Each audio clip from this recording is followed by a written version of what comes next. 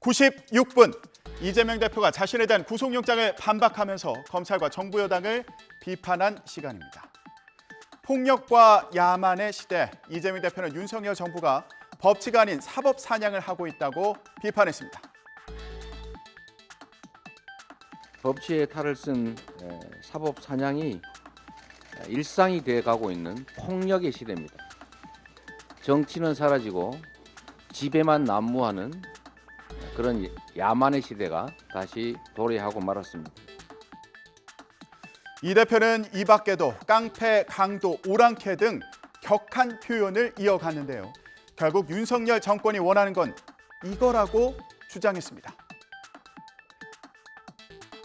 판사를 설득하기 위한 영장이 아니라 대국민 선전전을 위한 선전문이다. 마치 국민의힘 성명서 같은 윤석열 정권이 하고 싶은 일은 아마도 이런 걸 겁니다.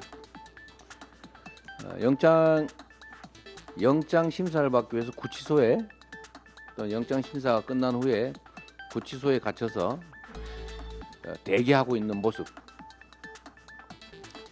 또는 수갑을 찬 이재명의 모습을 보여주고 싶겠지요. 그러면서 주가 조작 의혹을 받고 있는 김건희 여사를 거론하며 공세를 펴기도 했습니다. 들어보시죠. 제가 정말 어처구니 없는 게 야당 대표라서 영향력을 행사할 우려가 있기 때문에 구속해야 된다. 그러면 대통령 부인은 어떻게 됩니까? 구속해야 될 이유가 더 커집니까? 그런데 이 대표, 불체포 특권을 제한해야 한다. 자신은 그런 특권이 필요 없다던 과거 약속을 지키라는 요구도 받고 있는데요.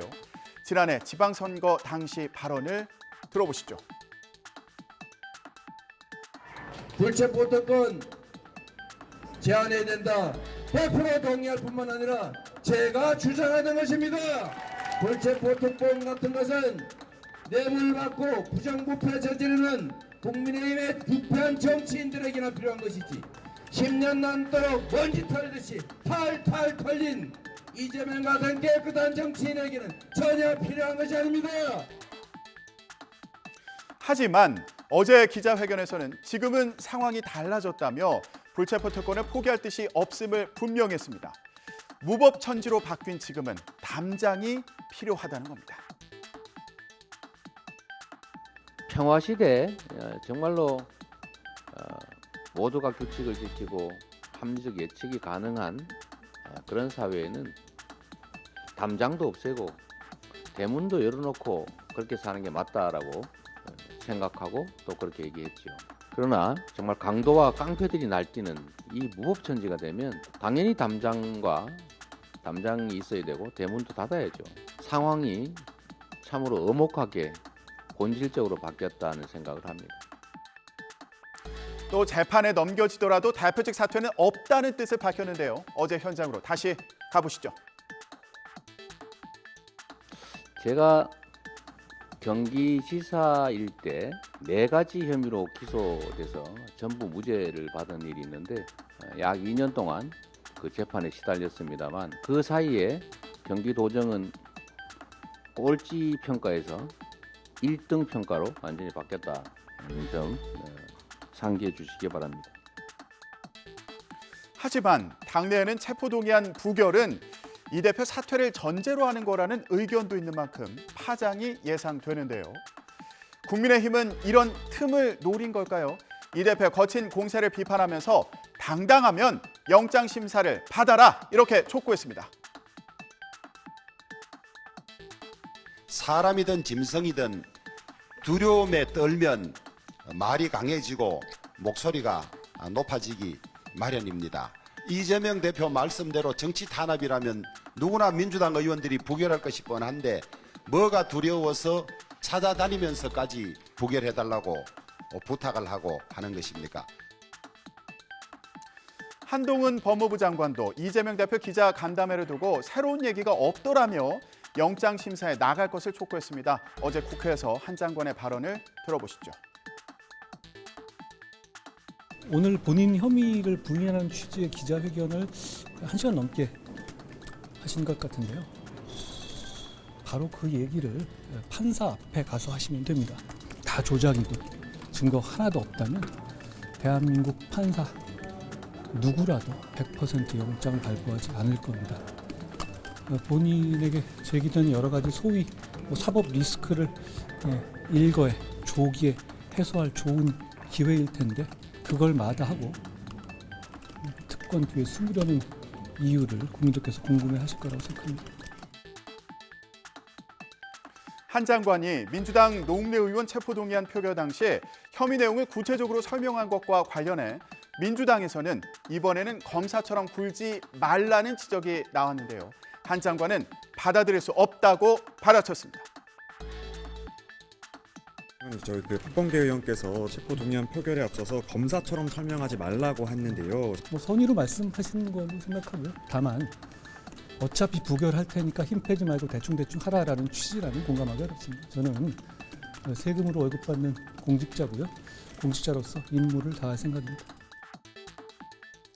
이재명 대표 기자회견에 검찰도 반박에 나섰습니다. 이 대표를 향해 언론이 아니라 법정에서 혐의를 소명하라고 비판했는데요.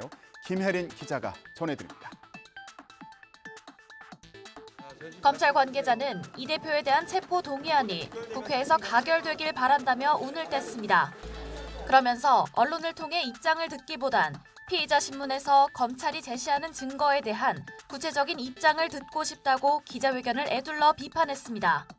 최종 결정권자인 이 대표의 죄질이 가장 중하다며 구속 필요성을 재차 강조하기도 했습니다.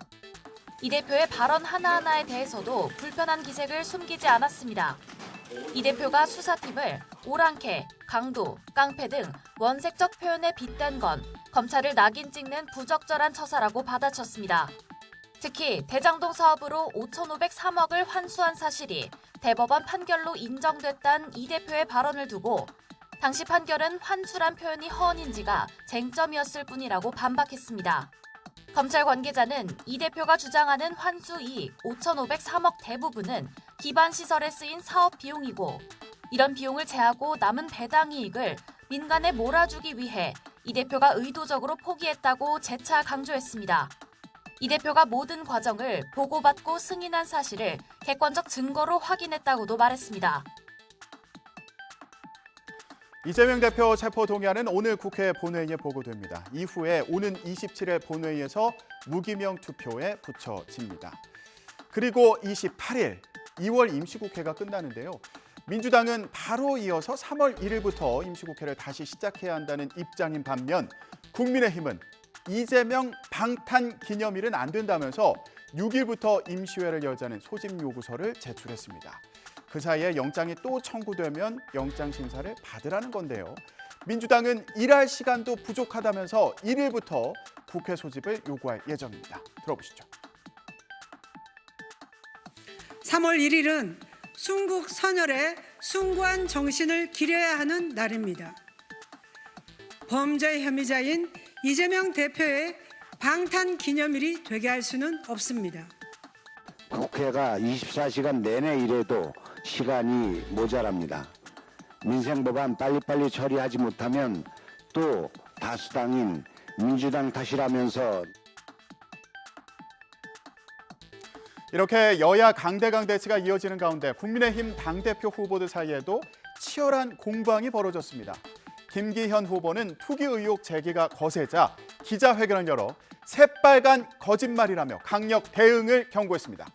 하지만 다른 후보들의 협공은 더 강력해졌습니다.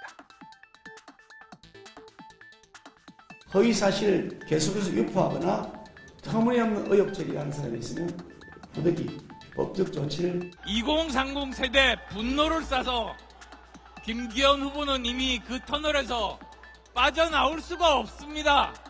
의혹 해소가 된 건 하나도 없는 것 같던데요. 오히려 가격이 얼마나 매각할 의사가 있냐라는 거에 대해서도 명확한 답변이 안 나오고 저는 김기현 후보가 사퇴하라고 지금 얘기하고 있습니다. 천하람 후보를 지지하는 이준석 전 국민의힘 대표는 논란이 되고 있는 김기현 후보 소유의 땅을 직접 찾아갔습니다. 김기현 후보 주장과 달리 목장을 할 목적으로 구매한 임야는 아닌 것 같다. 주민들도 이 지역은 소 한 마리 키우는 사람 없다고 하더라며 의혹을 제기했는데요. 반대로 가봤더니 역세권과 가깝긴 하지만 진입할 수도 없는 임야로 아무도 사지 않을 땅이란 정반대의 보도도 나옵니다. 자, 이렇게 벌어진 국민의힘 논쟁에 민주당도 가세했습니다. 이런 의혹이 있는 김 후보는 당대표 자격이 없다면서 공세를 폈는데요. 김기현 후보는 이런 잇따른 주장에 긴급 기자회견에서 도명까지 펼쳐가며 사실이 아니라고 적극 해명했습니다. 이어서 들어보시죠. 하필 김기현 후보가 울산시 고문 변호사로 재직하던 시기에 구입한 땅을 가로지르도록 하는 도로 노선이 김기현 후보가 국회의원에 재선되던 시기에 확정된 것은 국민의 의심을 사기에 충분합니다.